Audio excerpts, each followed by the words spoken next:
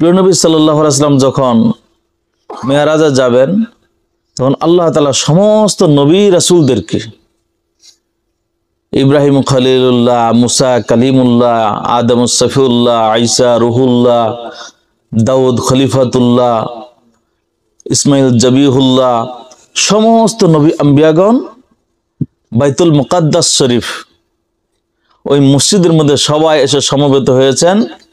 সবার কাছে ঘোষণা করা হয়েছে আপনারা এখানে সমবেত থাকেন, কিছুক্ষণের মধ্যে আপনাদের সবার ইমাম আমার হাবিব আপনাদের সামনে এসে উপস্থিত হবেন।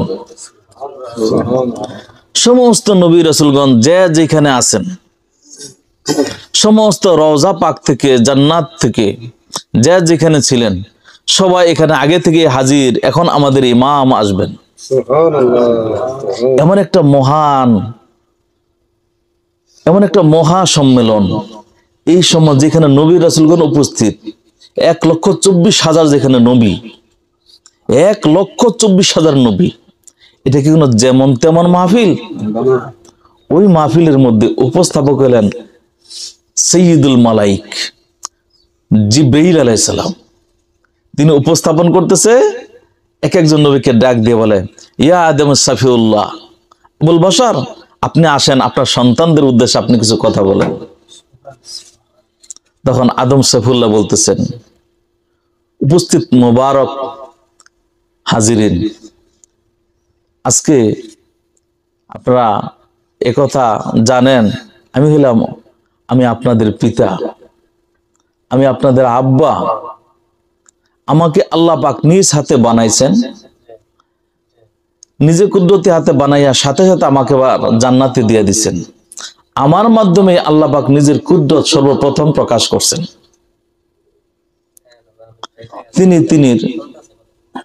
আপনারা যারা নবী রাসূল আছেন, আপনারা সবাই আমার সন্তান, যে যেখানে আছেন আমি কিন্তু আপনাদের পিতা।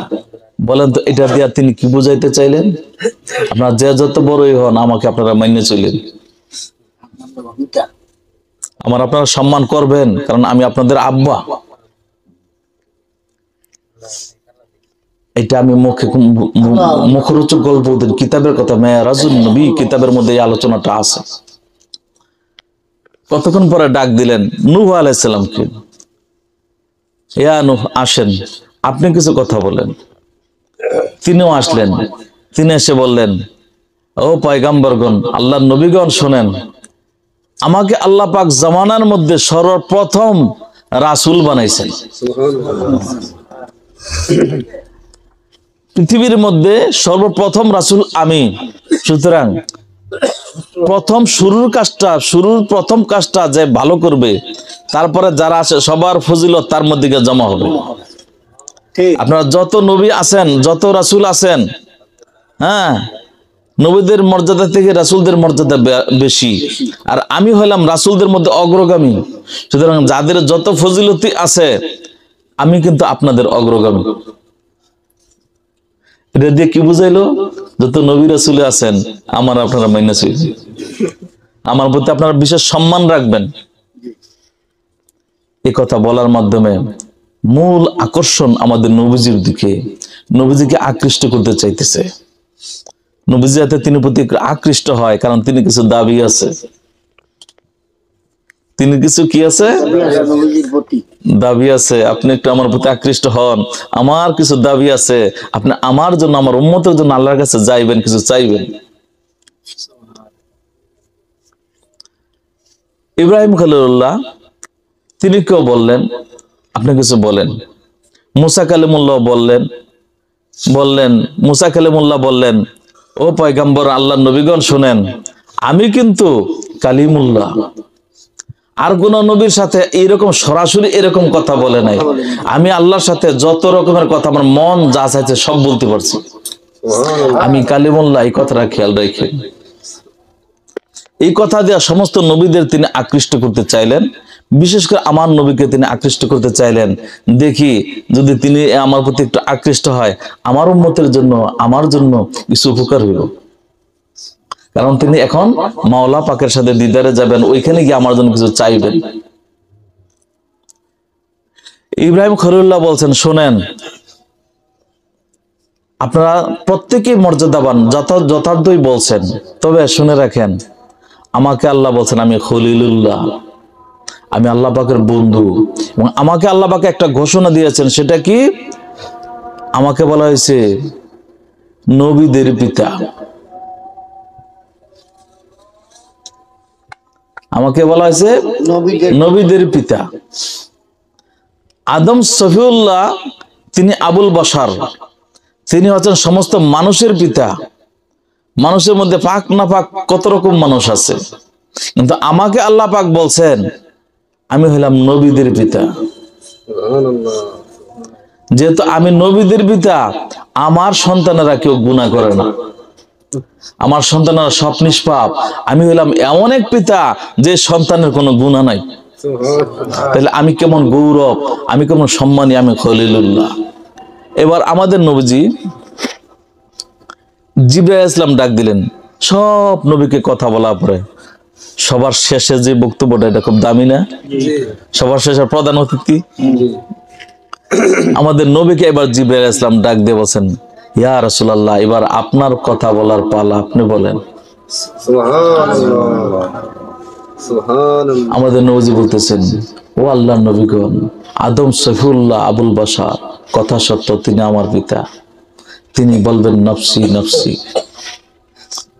ইব্রাহিম খলিলুল্লাহ আল্লাহর বন্ধু, কথা সত্য, তিনি বলবেন নফসি নফসি। মুসা কালিমুল্লাহ কথা সত্য, তিনি বলবেন নফসি নফসি। ঈসা রুহুল্লাহ, তিনি কথা সত্য, আল্লাহ রূহ, কিন্তু তিনি বলবেন নফসি নফসি।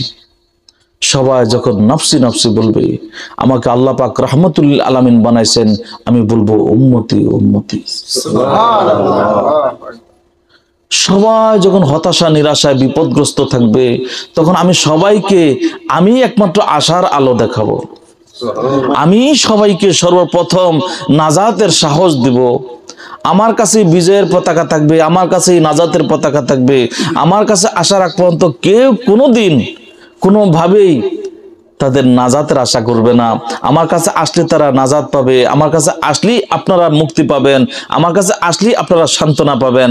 সুতরাং সবাই যখন নফসি নফসি বলবেন, আমাকে আল্লাহ পাক রাহমাতুল লিল আলামিন বানাইছেন, আমি বলবো উম্মতি উম্মতি। আমি আপনাদের সবার জন্য আল্লাহ পাকের কাছে শাফাত করব, আমাকে শাফাতের মালিক বানানো হয়েছে।